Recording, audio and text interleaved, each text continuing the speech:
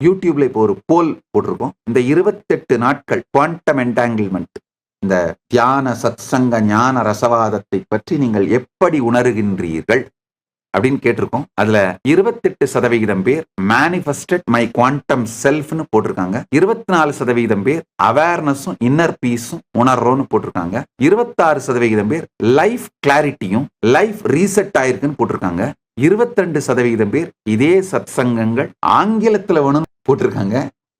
உங்கள் அனைவருக்கும் நன்றி. நிச்சயமாக சிவராத்திரி சத்சங்கம், சிவராத்திரி மற்றும் தைப்பூசம் ஜனவரி 31 நியூயார்க் டைம் EST படி இரவு 7 மணிக்கும், பிப்ரவரி 1 EST படி 9:30 மணிக்கும், அதாவது 31 ஜனவரி 7 மணிக்கு நடக்கிறது ஆங்கில சத்சங்கம். 1 பிப்ரவரி 9:30 காலையில EST படி நடக்கிற சத்சங்கம் தமிழ்லையும், அப்படின்னா இந்தியாவில் மாலையா வரும். இந்தியாவில் மாலை 8 மணிலிருந்து 10 மணின்னு வரும். இந்த சத்சங்கம் தமிழிலும் இருக்கும். சிவராத்திரி பிரம்மோற்சவம் 13 நாட்கள், பிப்ரவரி 6 பிப்ரவரி 18 வரை மகா சிவராத்திரி சத்சங். இதே நேரத்தில், அதாவது இந்திய நேரம் மாலை 8 10 வரை, EST ஈஸ்டர்ன் டைம் ஜோன்ல 9:30 11:30 வரை இதே நேரத்துல